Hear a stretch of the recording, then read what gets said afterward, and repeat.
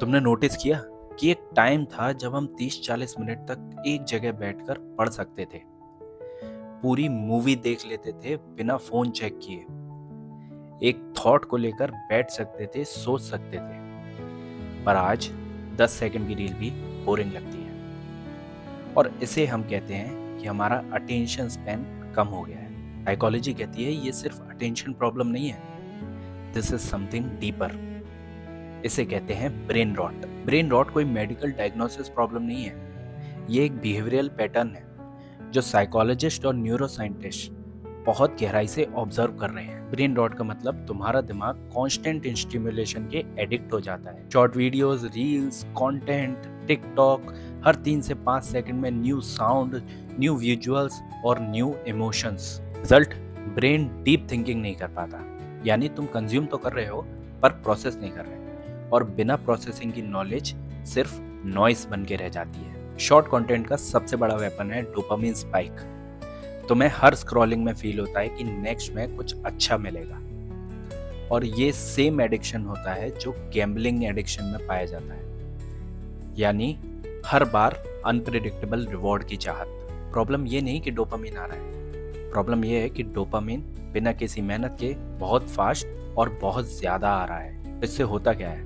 इससे होता है यह है कि तुम्हें लॉन्ग टास्क बोरिंग लगने लगते हैं, कॉन्वर्सेशन शैलो हो जाती हैं, बुक्स अनरीड रह जाती हैं, तुम्हारा माइंड ऑलवेज रेस्टलेस फील करता है। तुम्हारा दिमाग बोलता है कि स्लो चीजें मत दो, फास्ट एंटरटेनमेंट दो, और डीप थिंकिंग स्लो होती है, इसीलिए तुम्हारा दिमाग उसे रिजेक्ट कर देता है। सो डीप थिंकिंग होती क्या है और वो क्यों जरूरी है? डीप थिंकिंग का मतलब होता है एक थॉट पे रुक पाना, डिस्कम्फर्ट को टॉलरेट कर पाना, कंफ्यूजन के साथ बैठ पाना, और एक आइडियाज की कई लेयर्स को समझना। क्रिएटिविटी, विजडम, इमोशनल इंटेलिजेंस, ये सब कुछ डीप थिंकिंग से ही डेवलप होती है। शॉर्ट कंटेंट तुम्हें रिएक्शन सिखाता है और डीप थिंकिंग तुम्हें रिफ्लेक्शन सिखाती है। रिएक्शन के लिए तुम्हें कोई मेहनत नहीं करनी पड़ती, जबकि रिफ्लेक्शन के लिए तुम्हें मेहनत करनी पड़ती है, और ब्रेन ऑटोमेटिकली उस चीज़ की तरफ जाता है जिसमें तुम्हें मेहनत ना करनी पड़े। रिफ्लेक्शन के लिए तुम्हें अपने ब्रेन को ट्रेन करना पड़ेगा। लेट्स बी ऑनेस्ट, अगर तुम्हें ये सिम्टम्स फील हो रहे हैं तो ब्रेन रॉट ऑलरेडी स्टार्ट हो चुका है। फोन उठाए बिना कुछ करने का मन नहीं करता, हर काम के बीच में फोन चेक करना एक कंपल्शन बन गया है, साइलेंस अनकंफर्टेबल लगती है, फोकस 10 से 15 मिनट के बाद टूट जाता है। तुम कंज्यूम ज्यादा करते हो और क्रिएट कम।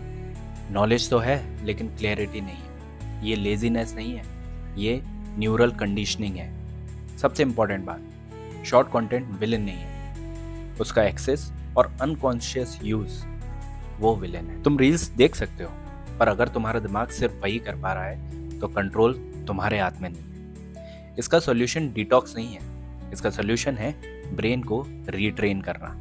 सो ये कुछ साइंटिफिकली प्रूवन टिप्स हैं जो तुम्हारे ब्रेन को रिवायर करने में मदद करेंगे। डेली बोर्डम प्रैक्टिस, रोज 10 से 15 मिनट कुछ मत करो, ना फोन, ना म्यूजिक, ना बुक, कुछ भी नहीं, सिर्फ बैठो। Yes, it is uncomfortable, but that's the thing. एक डीप टास्क रोज करो जिसका टाइमिंग लगभग 30 मिनट होना चाहिए। टाइमर लगाओ और फोन को दूर रखो और सिर्फ वही काम करो। Consume slow content, long videos, books, और स्पीड कम, डेप्थ ज्यादा। 4, क्रिएट बिफोर यू कंज्यूम। रोज सुबह फोन उठाने से पहले कुछ लिखो, सोचो और प्लान करो। रिमेंबर, ब्रेन रॉट का मतलब ये नहीं कि तुम वीक हो, इसका मतलब यह है कि तुम्हारा ब्रेन हाईजैक हो गया है।